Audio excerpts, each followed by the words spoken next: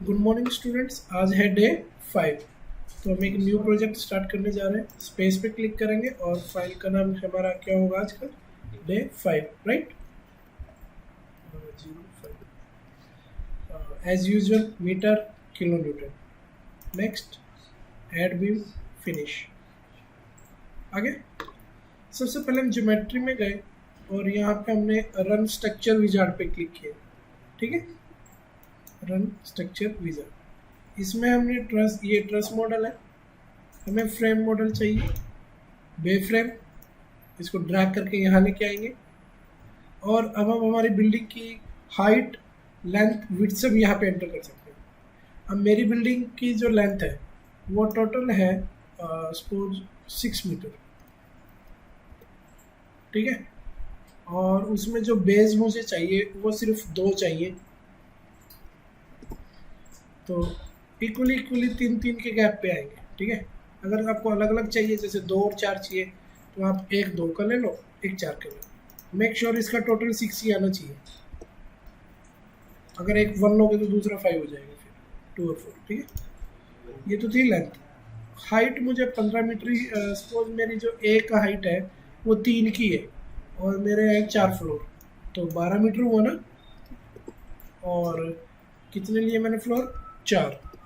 तो 4 3 12, तो वो कितने कितने के आ रहे हैं? 3-3 के आ रहे हैं। विड्थ मेरी बिल्डिंग की है 10 मीटर और उसकी इस तरह से है 5-5, मतलब 2 है डिवीज़न 5-5 के। ठीक है, ओके। और ये वैल्यू आप चाहे तो कॉपी में लिख सकते हैं, नोट कर सकते हैं। ठीक है, इसके बाद अप्लाई कर रहा हूँ मैं।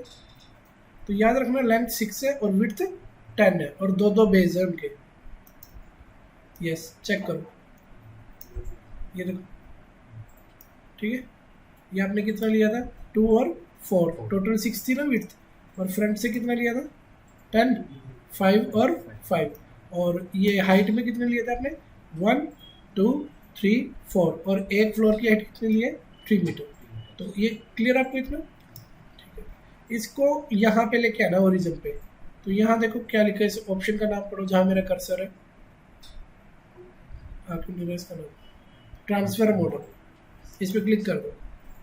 बोल रहा would you like to merge this prototype into STAAD pro? Yes. क्या आपको ओरिजिन पे रखना है या फिर आप ऐसे एक्स में वैल्यू डाल दो 1 मीटर, तो वो कहाँ पे आएगा? 0 के बजाय 1 पे आएगा और वाई जेड में वैल्यू 0 रहेगी। ओके, आगे बिल्डिंग चेक करो, वो 0 पे आया, 1 पे आया, 1 पे ही आया। ठीक है, अब मैं ग्रिड को नहीं देखना चाहता, तो ग्रिड को क्या कर देंगे? ऑफ। तो पहले बताओ आपको इतना क्लियर है या नहीं? ठीक है, उसके बाद हम क्या करेंगे? जर्नल में जाएंगे, डिफाइन में जाएंगे। जो मेरे कॉलम है ना वो सर्कुलर है, तो सर्कल है, उनकी वैल्यू है 0.3। ठीक है, 0.3 बोले तो 1 फीट, 300 mm कंक्रीट ऐड। और जो मेरे ये दूसरे वाले बीम है ना, रेक्टेंगुलर है ये, इनको 0.23 0.3 इस तरह से लिएगा, 0.23 और 0.23 इक्वल है। चलो मैं थोड़ा सा ट्विस्ट कर देता हूँ यहाँ पे। सपोज 0.3 है तो दोनों सेम नहीं है, अब देखना यहाँ एक ट्विस्ट आ जाएगा। ऐड कर दिया, क्लोज कर दिया। थिकनेस, यहाँ पे मैंने प्लेट की थिकनेस कितनी लिया? 0.150 mm, 150 mm, यानी कि 0.150 मीटर कंक्रीट ऐड। ये मैंने क्या लिया? प्लेट की थिकनेस ली है। अब देखो सीधी सी बात है, जैसे आपने ना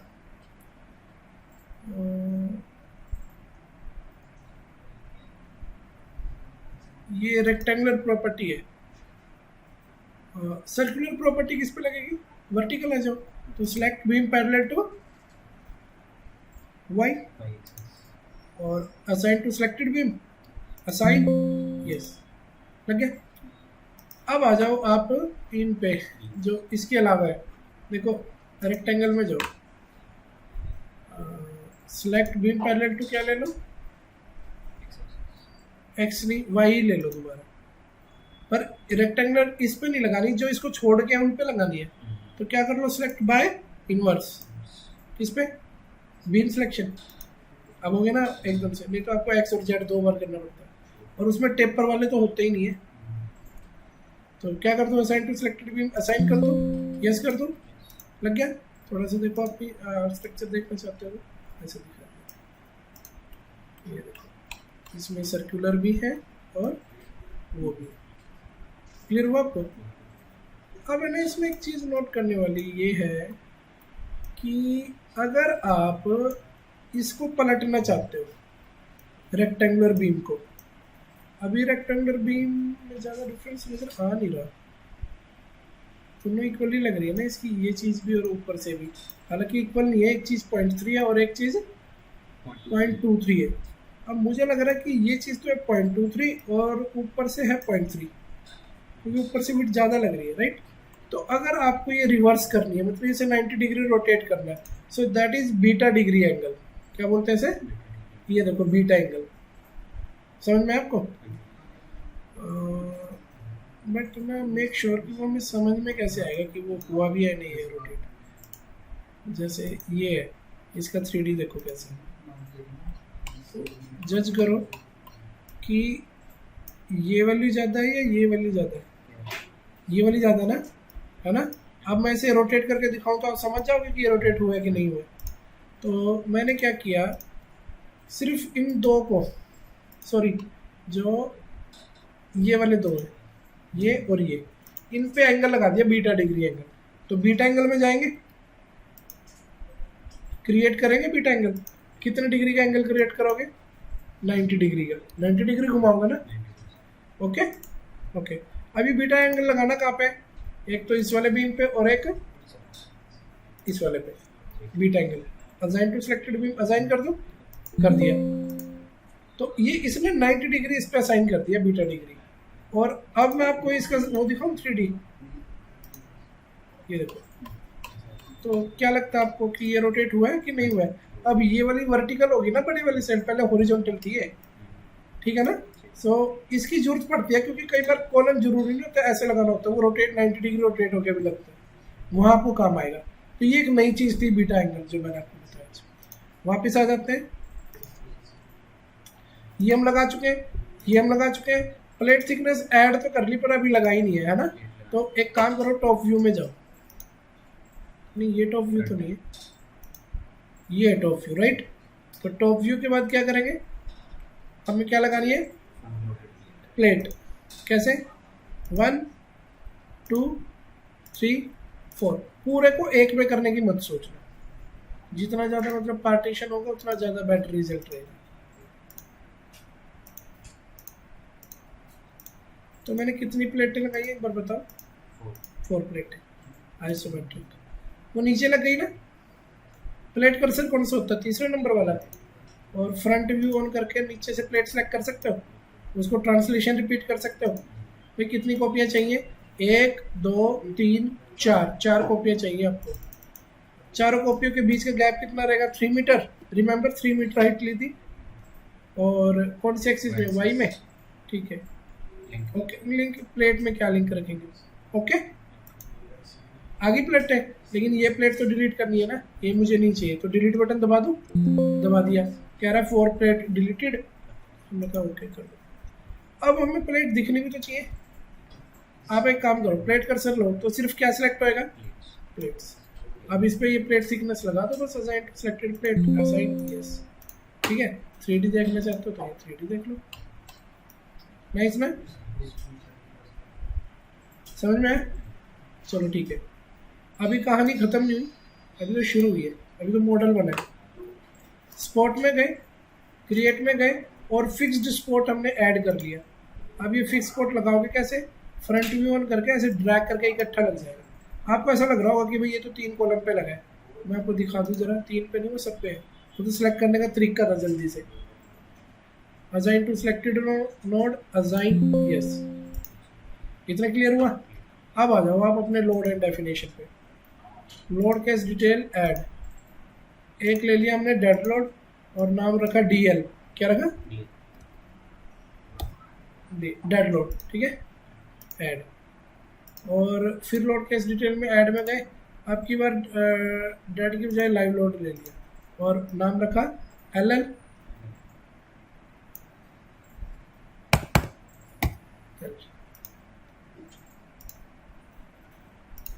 क्लोज। डेड लोड के अंदर हमने क्या ऐड किया, एक तो सेल्फ वेट तो करना ही होता है, -1 फैक्टर के साथ ऐड ऐड हो गया।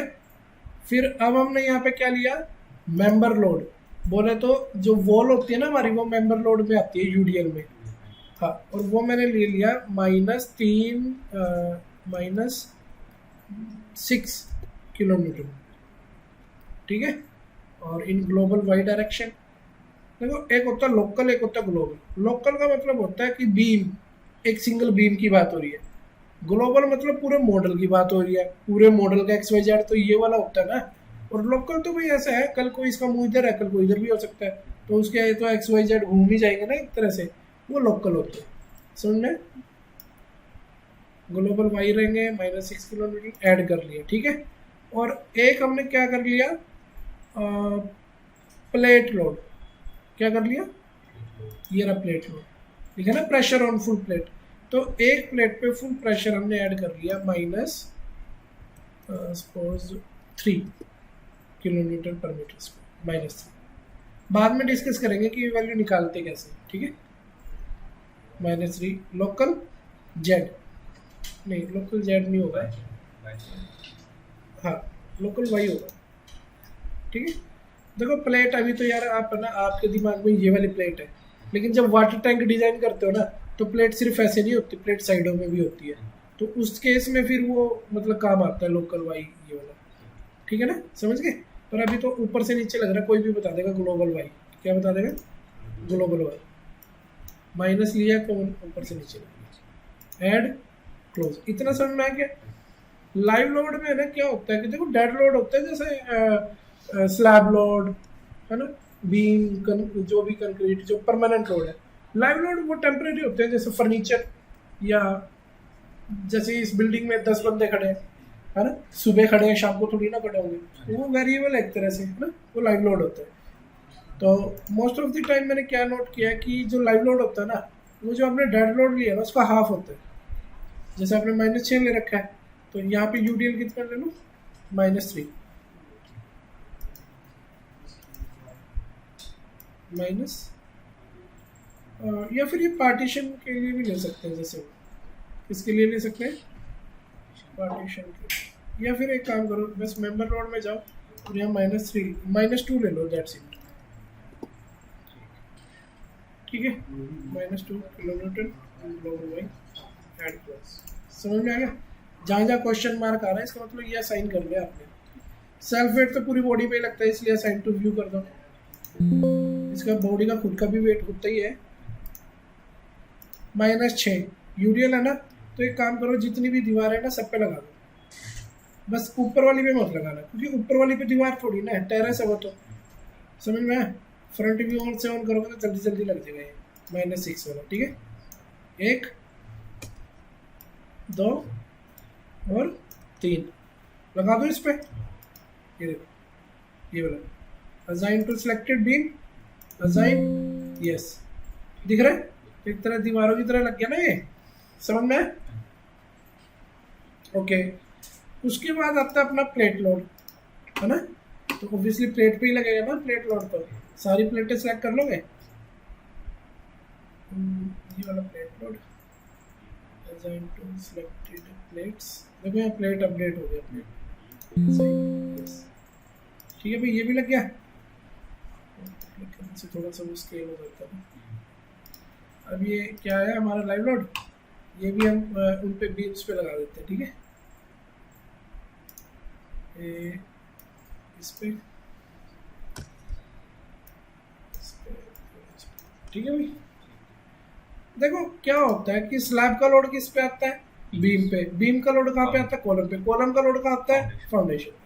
कुल मिला के सारा जो लोड आता है फाउंडेशन पे ही है, ठीक है। फाउंडेशन से पहले वो कॉलम पे होता है, और सारी बिल्डिंग का बाहर कॉलम पे ही तो होता है, ठीक है।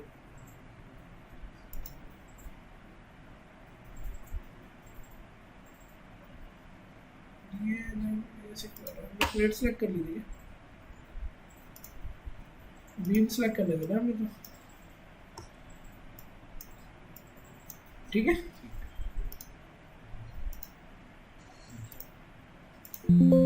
लग गया सारा नोट, चलो जी ठीक है।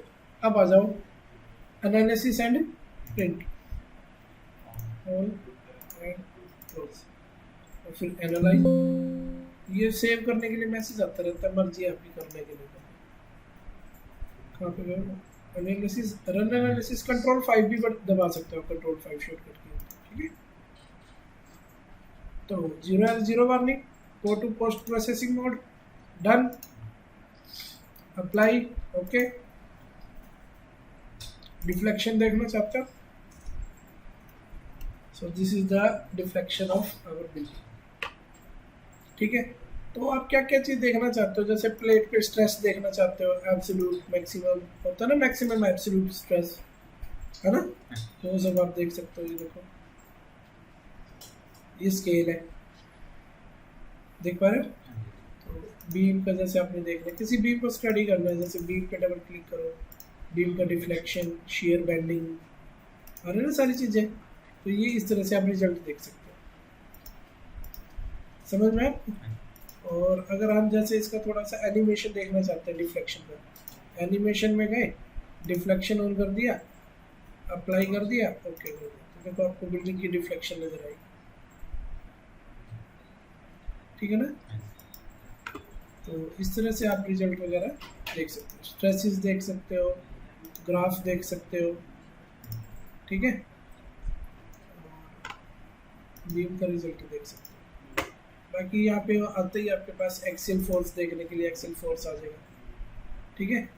फिर ये shear force in y direction, इस तरह से ये सारी चीज़ें रिजल्ट यहाँ पे आते हैं। क्लियर हुआ आपको इतना, ठीक है जी। तो कल फिर हम एक प्रोजेक्ट के साथ स्टार्ट करेंगे, अभी तक के लिए मैं